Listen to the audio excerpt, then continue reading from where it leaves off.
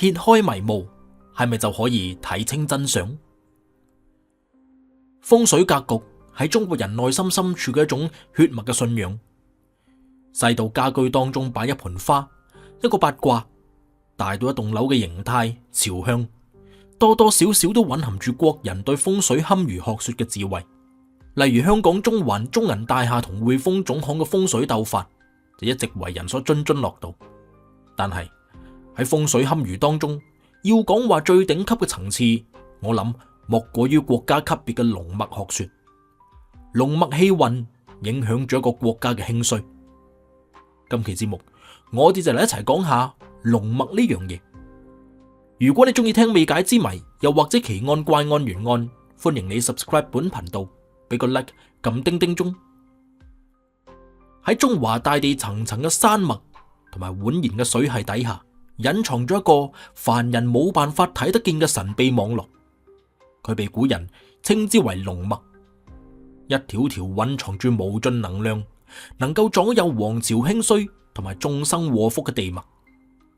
呢個並唔係神話傳說，而係延續咗千年嘅中國風水學核心。天地有靈氣，呢啲靈氣就好似血脈一樣，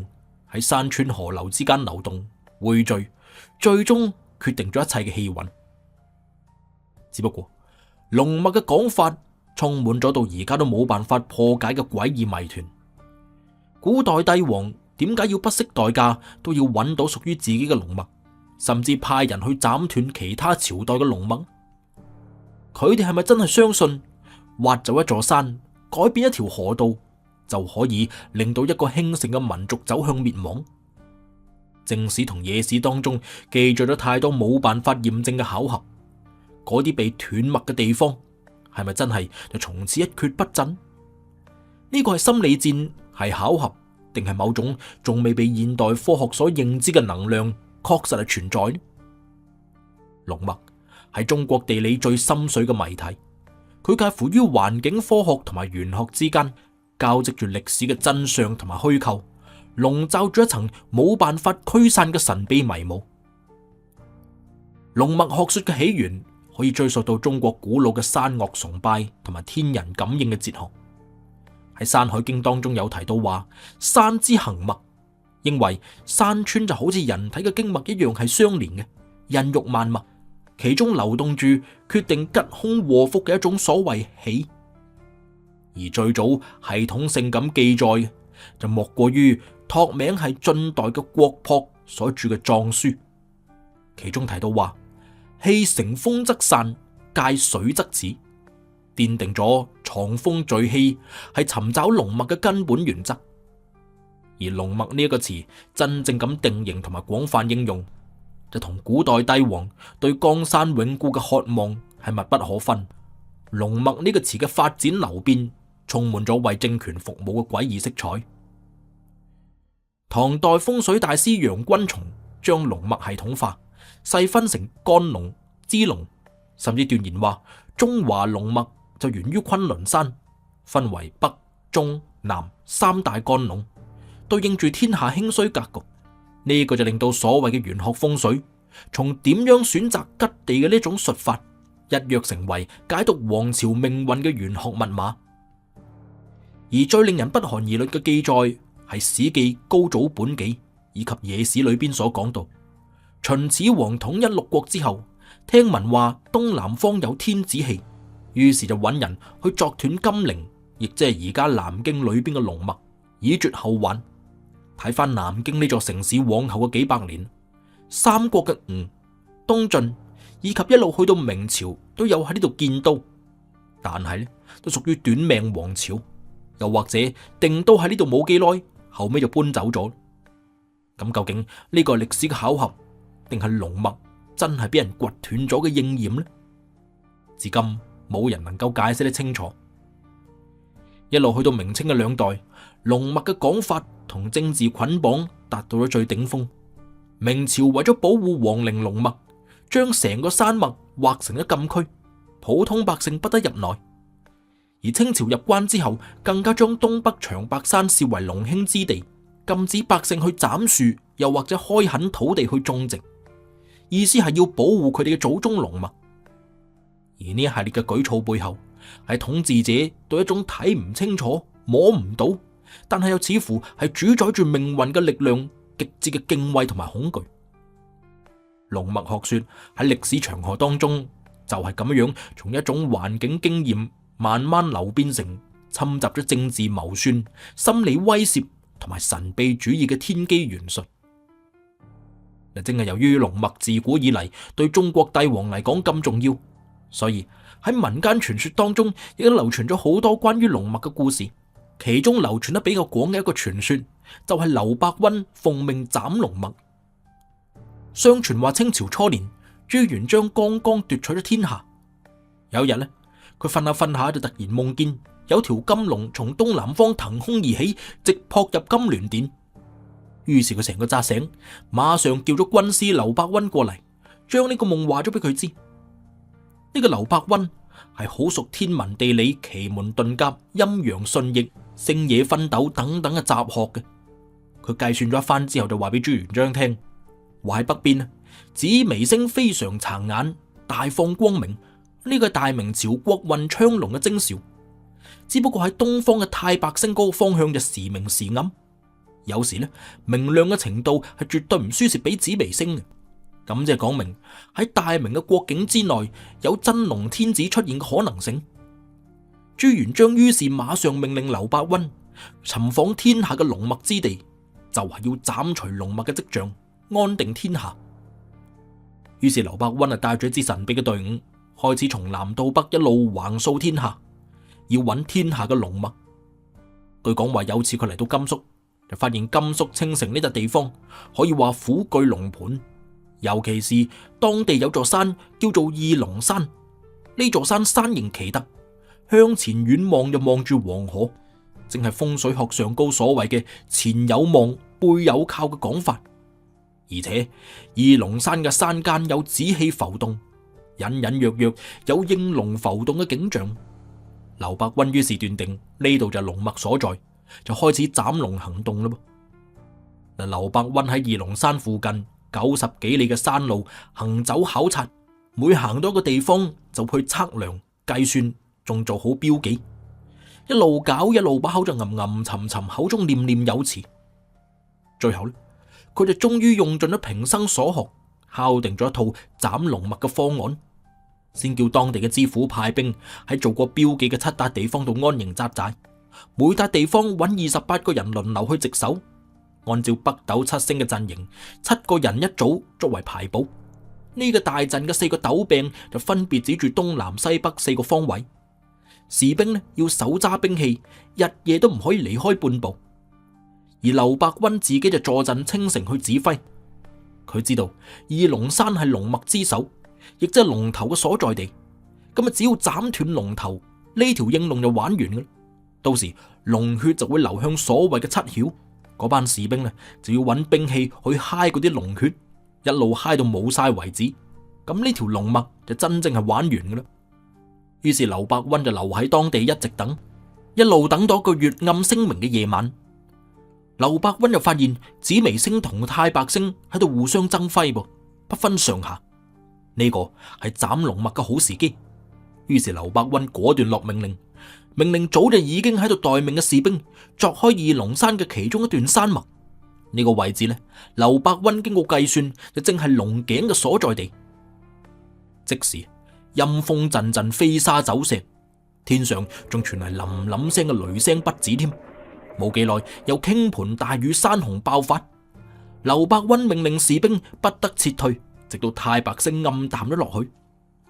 第二日天氣終於好翻，劉伯溫就命令埋葬尋晚犧牲咗嘅士兵。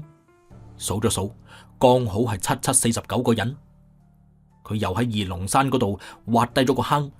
喺裏邊埋咗個搵木頭整成嘅龍頭，仲有屠龍符、兵器等等嘅物品。喺外邊仲冚咗炒熟咗嘅黃土嚟做覆蓋。而喺跟住落嚟嘅80日裏邊，劉伯溫派出咗幾隊人馬去四周圍勘查，用屠龍刀同屠龍符喺靈異之物嘅出現地方埋刀貼符。呢種所謂嘅屠龍刀同屠龍符唔係一般之物嚟嘅，係揩過朱元璋嘅血嘅寶物。而另外嗰頭呢，佢又千叮萬囑吩咐堅守營寨嘅士兵不得有誤，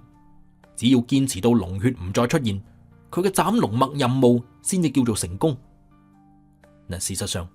計埋斬龍頭嘅嗰晚，一共81日嘅時間裏邊，二龍山附近不斷有麒麟、蠄蟝、朱雀等等嘅9種靈物出現，不過亦都一一被制服。而劉伯溫所安排嘅7座營寨，地面不停咁滲出鮮血，嗰班士兵驚青。不過軍命不可違，佢哋日日夜夜用手中嘅兵器去揩嗰啲鮮血，喺晾乾咗之後又再反復去做。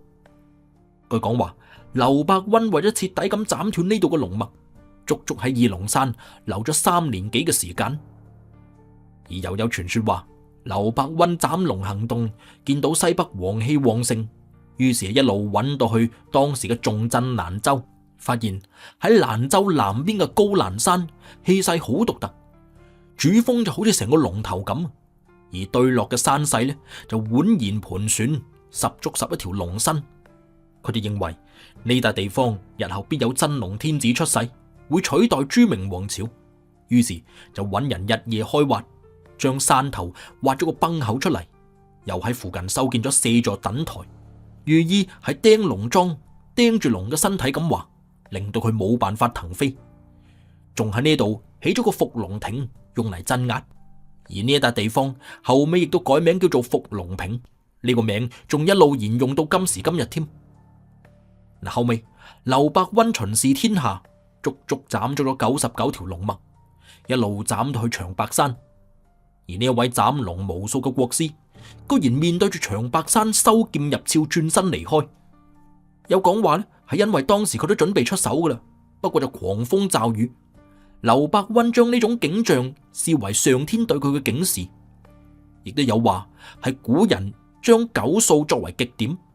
咁斬咗99條龍脈就已經達到天道嘅極限。如果斬滿100條，就一定會遭受到反噬。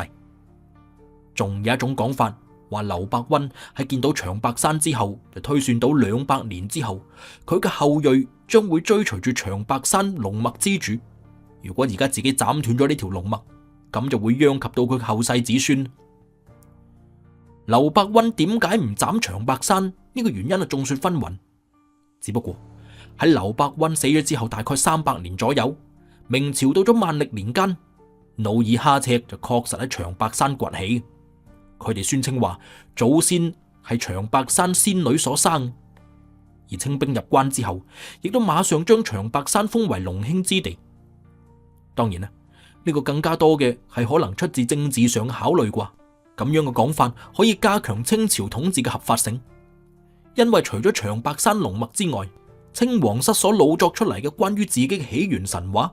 所謂神女吞食咗諸果，然之後呢就生低咗愛新覺羅氏嘅始祖呢個講法，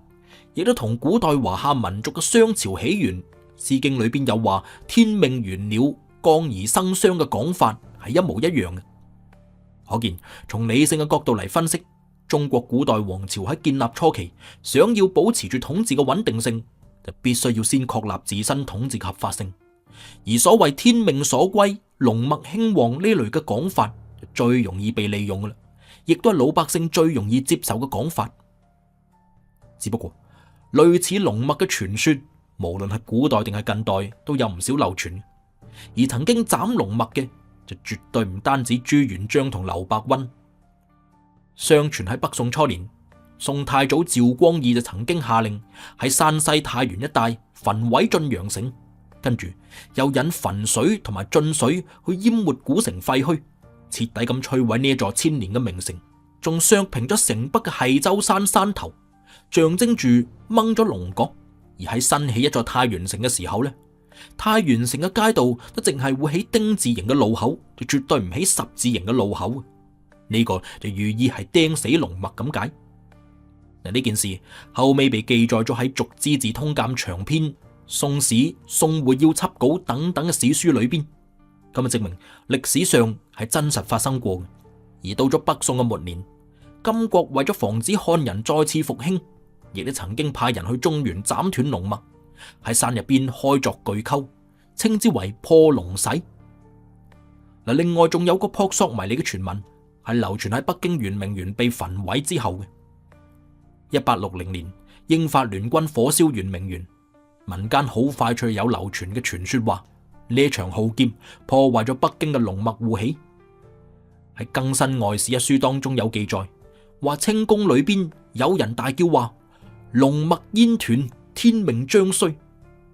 而事實亦都似乎印證咗呢句說話。清朝嘅國運喺此後嘅幾十年間急轉直下，好快脆就滅亡。咁係國運本來就當衰啊，定係龍脈真係應咗劫呢？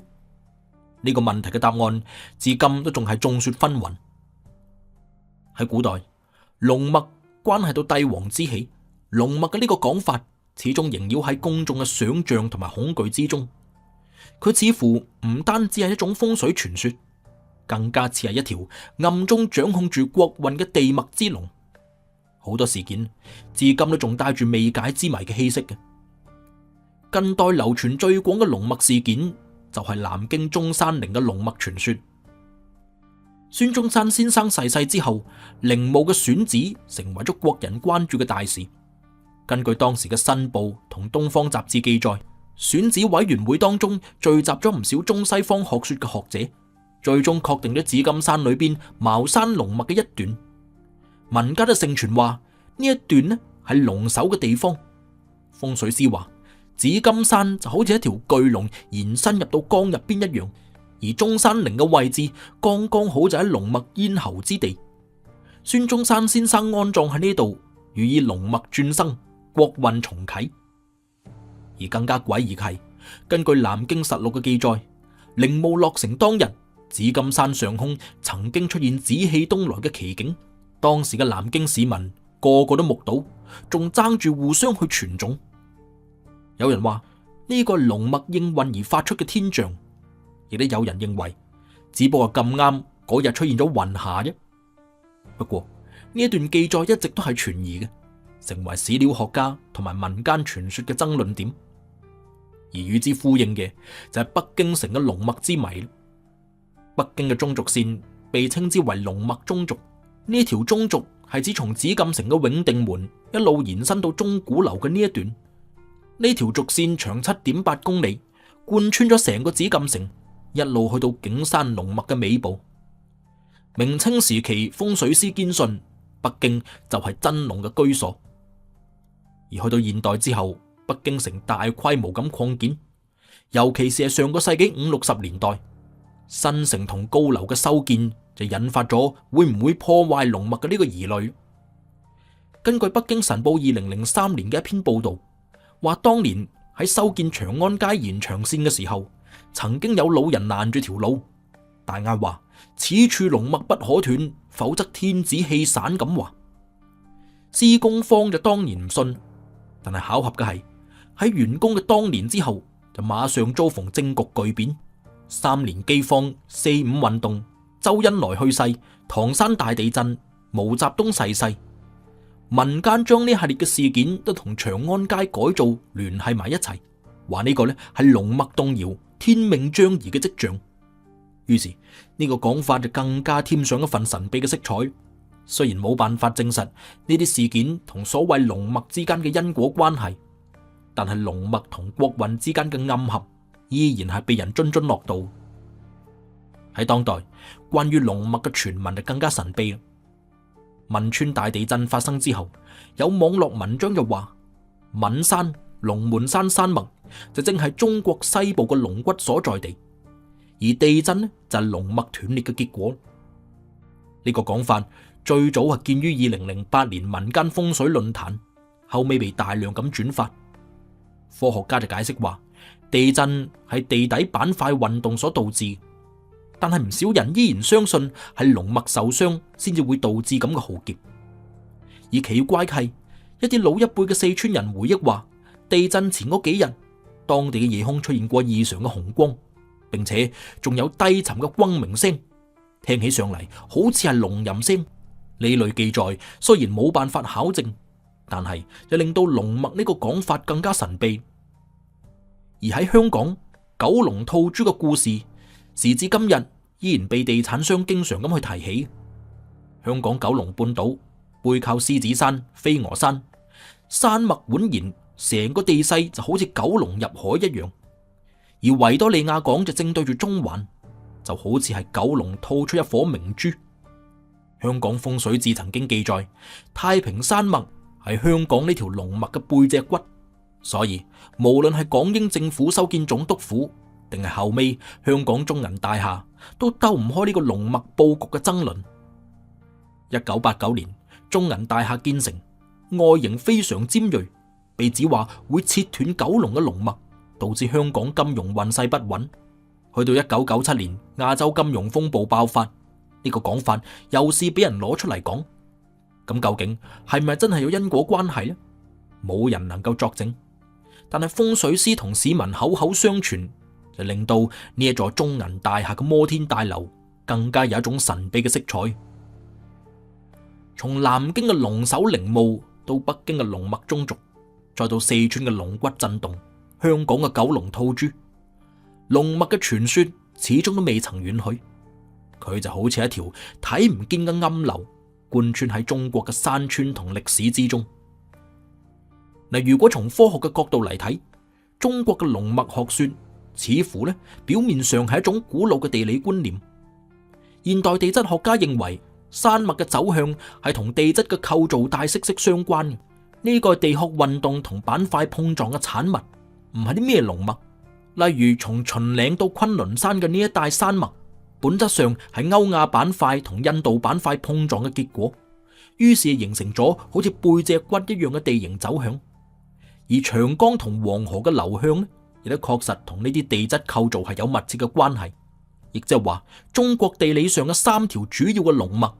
北、中、南，都係可以從地理學嘅角度去解釋嘅。不過當然啦，喺古代就未有系統嘅地理學說，所以呢種山脈如經絡、江河如血脈嘅形象化比喻，係古人憑借住直覺得出嚟嘅經驗總結。而喺生態學之上，龍脈嘅講法亦都唔係完全冇根據嘅。科學家留意到，呢啲所謂嘅龍脈走向嘅地區，往往都係水土豐富、土壤肥沃、生物多樣性好高。喺呢啲地方，當然係更加容易孕育出繁盛嘅文明。呢個就係古人口中嘅龍脈興旺、國運當興嘅跡象。地理學報曾經指出，黃土高原到關中平原呢一帶係典型嘅山脈匯水帶，喺古代為農耕社會提供咗天然嘅條件。呢個或者就係風水學說當中所謂嘅龍脈孕育王朝嘅現實依據。只不過真正令人疑惑嘅係巧合，點解一啲重大嘅歷史興衰總係會巧妙咁附會喺龍脈斷裂又或者龍脈受傷嘅現象之上嘅呢？科學並冇辦法證明兩者之間存在必然嘅關係。比如地震係板塊運動引起，但係汶川震區就正正好位於民間所謂嘅西部龍脈。北京城嘅中軸線確實符合古人追求嘅對稱美學，但係佢又點解被人視之為龍脈上嘅脊骨？而科學嘅解釋只能夠到此為止。科學能夠話我哋知山川係點樣形成，但係就解釋唔到點解龍脈傳說千百年嚟始終影響住帝王嘅決策、民間嘅信仰，甚至係現代城市嘅建築佈局。或者龍脈從來都唔係客觀存在嘅地質實體，而係一種文化同心理嘅折射。而呢種折射咁啱好又同自然地理驚人咁契合，似乎暗示住天地之間總係有某種難以言明嘅規律嘅。龍脈到底係古人對地理規律嘅象徵化理解，定係隱藏喺山河背後嘅一條真正嘅睇唔見嘅巨龍呢？科學冇辦法俾出答案，佢就好似一條橫跨歷史同現實之間嘅謎題，越係解釋就越顯得神秘。揭開迷霧，真相大白。如果你中意聽未解之謎，又或者奇案怪案懸案，歡迎你 subscribe 本頻道，俾個 like，撳叮叮鐘。我哋下期再見。